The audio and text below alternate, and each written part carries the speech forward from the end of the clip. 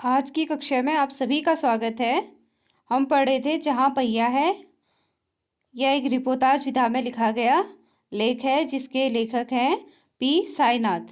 अब जो पी साईनाथ जी हैं उन्होंने तमिलनाडु के पुट्टुकोटी जिले के बारे में लिखा कि किस प्रकार वहाँ की महिलाओं में साइकिल चलाने के प्रति उत्साह और जोश था और वो महिलाएं पूरे लगन के साथ साइकिल चलाती थी और जो सीख चुकी थी वह दूसरी महिलाओं को भी साइकिल चलाना सिखाती थी। अब इसी श्रृंखला में हम आगे पाठ को आगे बढ़ाते हैं। इस सारे मामले पर पुरुषों की क्या राय थी? इसके पक्ष में आर साइकिल के मालिक को तो रहना ही था। इस अकेले डीलर ने यहाँ लेडीज साइकिल की बिक्री में साल भर के अंदर काफ़ी वृद्धि हुई। माना जा सकता है इस आंकड़े को दो कारणों से कम करके आंका गया है। पहली बात तो यह है कि ढेर सारी महिलाओं ने जो लेडीज साइकिल का इंतजार नहीं कर सकती थी जेंट्स साइकिलें खरीदने लगी।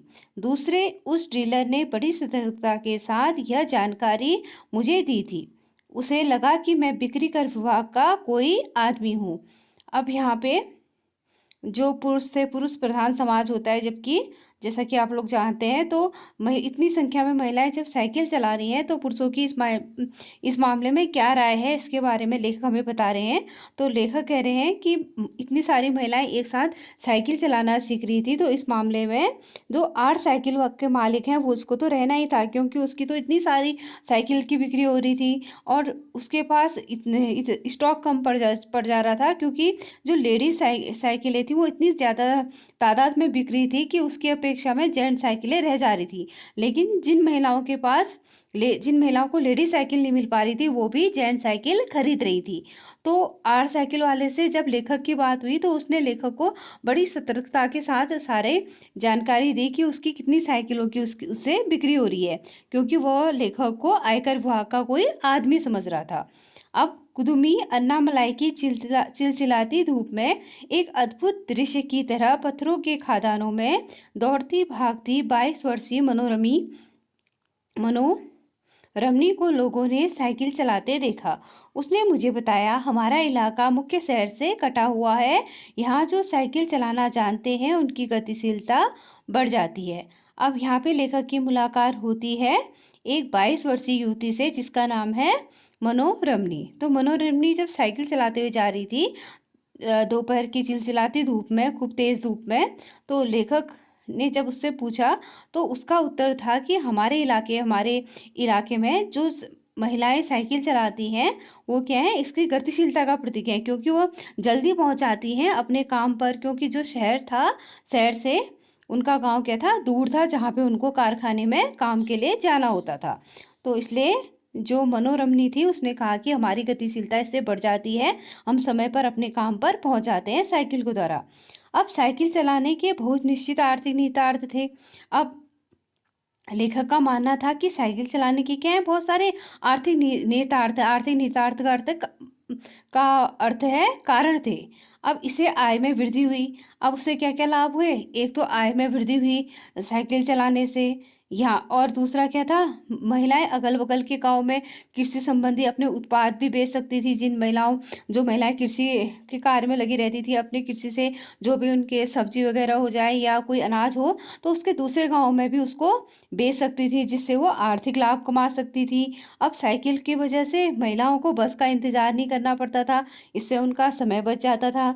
और जो वो गाँव था वहाँ पे क्या था, परिवहन व्यवस्था अर्थात वहाँ पे जो गाड़ियाँ वगैरह आती थी उनकी व्यवस्था बहुत ही खराब थी। इसलिए भी महिलाओं को साइकिल चलाने से ये लाभ हुआ कि समय पर उनका काम हो रहा है और समय भी बच रहा है, साथ साथ ही वो जो सामान बाजार में बेचना चाहती हैं वो भी समय पर पहुंच रहा है, जिससे उनके पास पैसा भी आ रहा है। एक तो उनका समय बच रहा है, दूसरा उनके पास पैसा आ जा रहा है समय पर। अब दूसरे, महिलाओं को थोड़ा समय भी ज़्यादा मिल जा रहा था जिससे वो स्वयं पर भी ध्यान केंद्रित कर लें। तो इतने लाभ महिलाओं को इससे हो रहे थे साइकिल से। अब तीसरी बात यह है कि अधिक इलाकों में वो जा पाती थी, वो ज़्यादा इलाकों में भी जा पा रही थी महिलाएं। और अंतिम बात यह है कि अगर चाहे तो महिलाएं आराम भी कर सकती थी। अब साइकिल चलाने से देखिए महिलाओं को क्या क्या लाभ हो रहे हैं। एक तो वो अपना सामान समय पे बेच रही हैं, उनसे उनको पैसा मिल रहा है, आर्थिक लाभ मिल रहा है। दूसरा, वो दूर के इलाकों में जा पा रही हैं, उनका समय बच रहा है और उनके पास समय पैसा आ रहा है। और तीसरा ये कि वो खुद को भी देख पा रही हैं, खुद के लिए उनको समय मिल जा रहा है। अब जिन छोटे उत्पादकों को, अब जो छोटे-छोटे उत्पादक मतलब जो छोटे चीज़ों से अपना रोज़मर्रा की ज़रूरतों को पूरा करते थे, जो छोटे उत्पादक थे, कम चीज़ों को उत्पाद करते थे, तो उन लोगों को भी अब बस का इंतज़ार नहीं करना पड़ता था। अब जो महिलाएँ अपने भाई के सहारे, पति या बेटों के सहारे इधर-उधर के इलाकों में जाती थी, अब उनको भी इस बात का इंतज़ार नहीं करना पड़ता था, क्योंकि अब वो खुद साइकिल चला के अपना सामान एक जगह से दूसरी जगह आसानी से ले जा सकती थी, क्योंकि वह अब आत्मनिर्भर हो गई थी साइकिल के सहारे। अब वह जहाँ तक जाना चाहे साइकिल पर बैठकर जा सकती थी। जैसा कि अभी आजकल आप लोग देखते हो कि महिलाएं जहाँ तक जाना चाहिए, जहाँ भी उनको काम के लिए जाना है, वो आसानी से अपनी स्कूटी पे या कार लेके चली जाती हैं। अब जिनके पास साइकिल नहीं है, देखिए उनके साथ क्या होता है। अब भी वो क्या करती है, महिलाएं जिनके पास साइकिल है अभी वो पैदल जाती हैं। फिर उन्हें बच्चों की देखभाल के लिए, पीने का पानी लाने जैसी घरेलू कामों के लिए भी जल्दी ही भागकर घर पहुंचना पड़ता था। अब जिन महिलाओं के पास साइकिल है, वो तो समय पे सब कुछ काम हो जा रहा है, लेकिन दूसरी ओर वो महिलाएं भी हैं पटुकोटई गांव में जिनके पास साइकिल नहीं है। अब उन महिलाओं को दूर तक पानी लेने पैदल जाना है, बच्चों की देखभाल के लिए घर भी जल्दी भाग के आना है। अब जिनके पास साइकिलें हैं वो सारा काम बिना किसी मुश्किल के कर पा रही है, बिना किसी दिक्कत के कर पा रही हैं। अब इसका अर्थ क्या है? इसका मतलब यह है कि अब आप किसी सुनसान रास्ते पर भी देख सकते हैं कि कोई युवा माँ साइकिल पर पहले अपने बच्चों को आगे बिठाए रहती है, पीछे कैरियर पर वो सामान लादे ले जाती है। जैसे अभी आजकल देख रहे हैं आप लोग कि महिलाएं अपने बच्चों को भी ला रही हैं स्कूटी पे, साथ पे सामान भी ले आ रही हैं। और को जो जिसको अन्य कोई सामान लाना है, अब यहाँ की महिलाएं पानी वगैरह लाती थी, जैसे अभी आजकल देख रही हो कि महिलाएं और भी सामान ला जाती हैं इस पे। तो इससे महिलाओं को क्या हो रही है, महिलाएं आत्मनिर्भर हो रही हैं, अपना काम वो स्वयं कर ले रही हैं और दूसरों पर उन्हें निर्भर नहीं होना पड़ रहा है। अब अन्य पहलुओं से ज़्यादा आर्थिक पहलू पर भी बल देना गलत है। अब लेखक कहते हैं कि अगर हम साइकिल चलाने के फायदों के बारे में सोचें, तो हम केवल आर्थिक पहलू की बात ही ज़्यादा नहीं कर सकते, क्योंकि इससे साइकिल चलाने से महिलाओं को, यहाँ की महिलाओं को केवल आर्थिक लाभ ही नहीं हो रहा था कि वो अपना सामान समय पर बेच सके, उनके पास पैसा आ सके। इसके अलावा महिलाओं को और भी लाभ हो रहे थे। अब वो जो और भी लाभ हैं वो क्या है?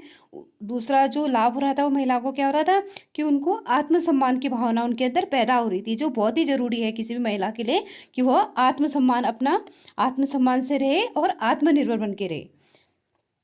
फिर लेखक की मुलाकात होती है फातिमा बीवी से। जब लेखक की मुलाकात फातिमा बीवी से होती है तो फातिमा बीवी कहती हैं कि बेशक यह मामला केवल आर्थिक नहीं है, क्योंकि उनका मानना था फातिमा बीवी का कि साइकिल चलाने का मामला कोई आर्थिक नहीं है। फातिमा ने यह बात इस तरह कही कि जिससे लेखक को लगा कि मैं कितनी मूर्खतापूर्ण तरीके से सोचा था, मेरा सोचना कितना गलत था कि महिलाओं को केवल आर्थिक लाभ ही हो रहा है साइकिल चलाने से। उससे आगे कहा, अब जो फातिमा बीवी है उन्होंने लेखक से आके कहा कि साइकिल चलाने से मेरी कोई भी कमाई नहीं होती, मुझे साइकिल चलाने से कोई कमाई नहीं होती, मैं सिर्फ क्या करती हूँ, उससे पैसा गवाती हूँ।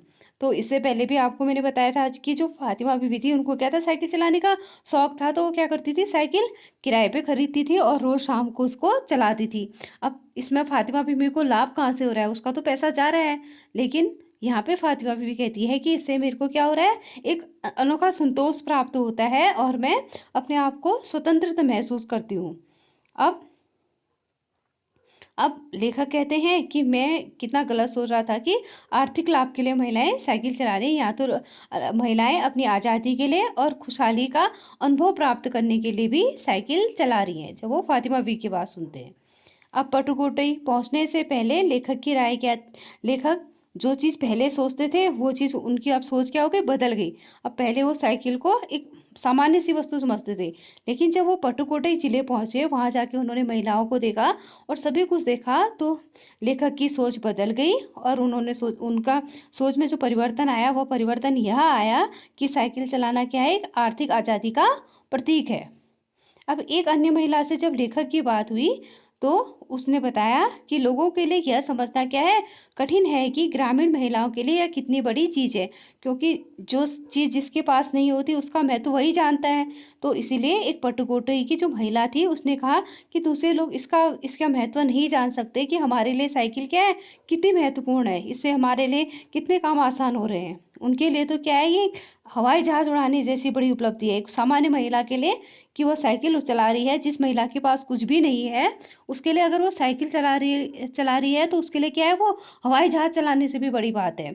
अब लोग इस पर हंस सकते हैं। अब वो महिला कहती है कि लोगों के लिए क्या हो सकती है, एक हंसी की बात हो सकती है, लेकिन हमारे लिए हंसी की बात नहीं है, क्योंकि केवल यहाँ की औरतें ही समझ सकती हैं कि उनके लिए यह क्या है, कितना महत्वपूर्ण है, कितना जरूरी है। जो पुरुष इसका क्या करते हैं, विरोध करते हैं, जो इसके विरोध में रहते हैं, वे जाएं और टहलें, वो जाएं, बाहर निकले, घरों से बाहर निकले और देखें कि क्यों जब साइकिल चलाने की बात आती है तो वो महिलाओं की बराबरी नहीं करते। क्योंकि जब कोई महिला साइकिल चलाते हुए जाती थी तो बहुत सारे लोग क्या करते थे, उस पर फफतियाँ कसते थे, तरह तरह के ताने कसते थे।